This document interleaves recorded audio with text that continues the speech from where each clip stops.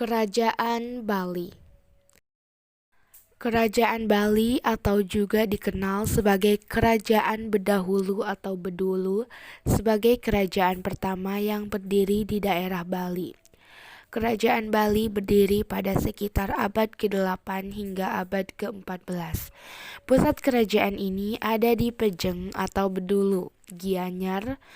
Merujuk dari sejarah, kerajaan Bali dipimpin oleh salah satu kelompok bangsawan dengan pimpinannya yang terkenal dengan nama Sri Kesari Warmadewa. Awal mula kerajaan Bali. Diperkirakan bahwa dinasti Warmadewa yang memimpin Bali pada pertama kali ini berasal dari kerajaan Sriwijaya, karena berasal dari keturunan Sailendra dari kerajaan Sriwijaya Palembang yang berpindah ke Bali saat diutus sang raja untuk menaklukkan Jawa dan sekitarnya. Raja-raja yang memimpin. Raja pertama yaitu Sri Kesari Warmadewi yang memimpin dari tahun 882 sampai 914 Masehi.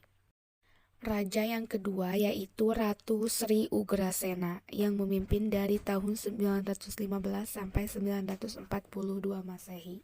Yang ketiga yaitu Aji Tabenendra Warmadewa yang memimpin dari 955 sampai 967 Masehi.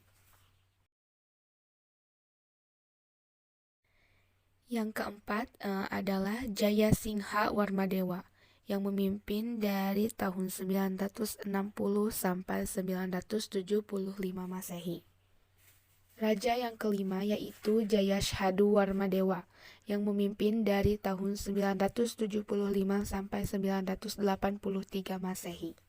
Raja yang keenam yaitu Sri Wijaya Mahadewi yang memimpin dari tahun 983 sampai 989 Masehi. Raja yang ketujuh yaitu Raja Udayana atau Darmodayana Warmadewa yang memimpin dari tahun 989 sampai 1011 Masehi bersama sang istri yaitu Gunapriya Darmaptani yang berasal dari Jawa Timur. Raja Udayana ini merupakan raja yang paling tersohor karena pada masa pemerintahannya terjadi perkembangan budaya Jawa yang masuk ke Bali dengan cepat. Bahkan prasasti yang dihadirkan pada masa pemerintahannya ini mulai ditulis menggunakan bahasa Jawa kuno sehingga menjadikan Bali lebih maju dan beragam serta lebih kuat daripada sebelumnya. Raja yang ke-8 yaitu Marakata yang memimpin dari tahun 1011 sampai 1022 Masehi. Marakata ini merupakan putra dari Raja Udayana dan juga Ratu Gunapriya Darmaptani. Masa pemerintahannya sezaman dengan Airlangga yang menjadi Raja Kerajaan Medang Kamulan. Raja Airlangga itu juga merupakan anak dari Raja Udayana dan juga merupakan kakak dari Marakata. Raja Marakata sangat dihormati dan dicintai karena perhatiannya yang sangat besar kepada rakyat. Karena kemuliaannya bahkan ia dianggap sebagai penjelmaan dari kebenaran hukum. Ia juga membangun sebuah tempat pertapaan atau prasada di Gunung Kawi yang lokasinya berdekatan dengan Istana Tampak Siri. Bangunan tersebut memiliki ciri khas yang unik berupa pahatan menyerupai candi. Pada bagian dasarnya terdapat gua pertapaan. Sepeninggalan Marakata, tahta kerajaan diwariskan kepada putranya yang bernama Anakungsu mulai tahun 1049 sampai 1077 Masehi. Anakungsu dikenal sebagai raja yang penuh belas kasih pada rakyatnya, tetapi dia tidak mempunyai keturunan.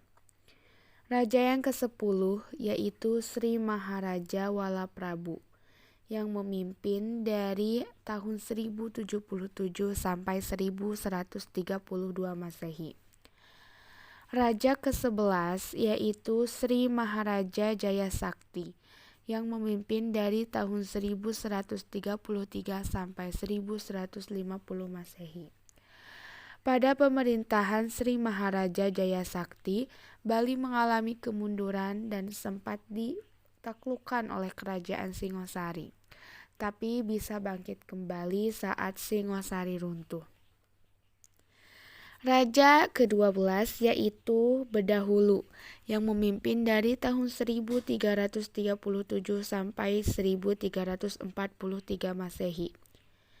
Bedahulu merupakan raja terakhir di Bali karena pada tahun 1343 Masehi terjadi pertempuran antara kerajaan Majapahit dengan Bali yang dipimpin oleh Patih Gajah Mada dari Majapahit dan Patih Kebo Iwa dan Pasunggiris dari Bali, yang pada akhirnya Bali kalah dan jatuh atau runtuh di tangan Majapahit. Sejak saat itu dikatakan bahwa Gajah Mada mengirim seorang keturunan Brahmana dari Jawa yang bernama Sri Krishna ke Pakisan sebagai Raja Kepulauan Bali, dan dinasti Kepakisan inilah yang akan menjadi raja-raja kecil di daerah-daerah Bali pada berikutnya. Kepercayaan yang dianut oleh warga kerajaan Bali. Kepercayaan atau agama yang dianut awalnya yaitu Buddha, kemudian seling beberapa tahun masuk agama Hindu. Jadi di Bali mereka menganut agama Buddha, Hindu, dan juga sebagian ada animisme dan dinamisme. Kehidupan ekonomi. Untuk kehidupan ekonomi, kerajaan Bali mengandalkan sektor pertanian seperti mengolah sawah, sawah kering, ladang, kebun, dan sistem pertanian subak.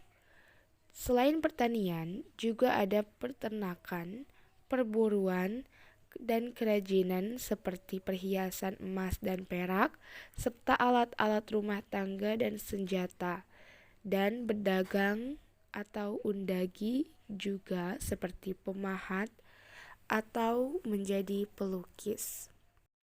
Alat tukar pada masa kerajaan Bali yaitu menggunakan koin perak lokal dan juga koin Cina kepeng. Kehidupan sosial kerajaan Bali. 1. Golongan masyarakat dibagi dua, yaitu caturwara, 4 kata dalam Hindu, dan golongan luar kasta yang disebut Jaba. 2. Pembagian hak waris.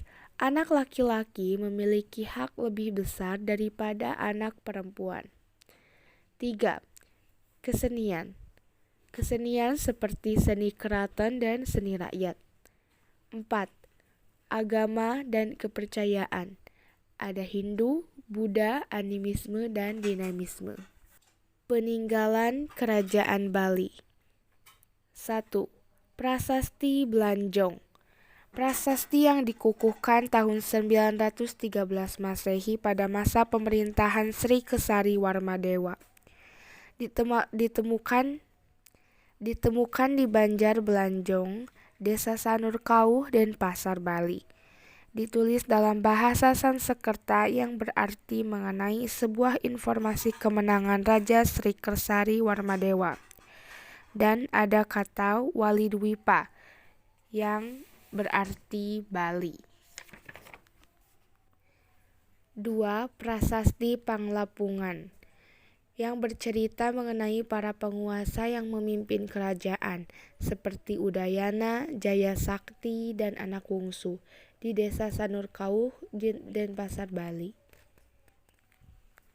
yang berada di Desa Sanurkauh dan Pasar Selatan. Yang ketiga yaitu Candi di Gunung Kawi. Ada di Sungai Pakirisen, Kabupaten Gianyar, Desa Tampak Siring, Provinsi Bali, Indonesia. Menarik karena keunikan pahatannya. Tempat ibadah agama Hindu, Pura Udayana.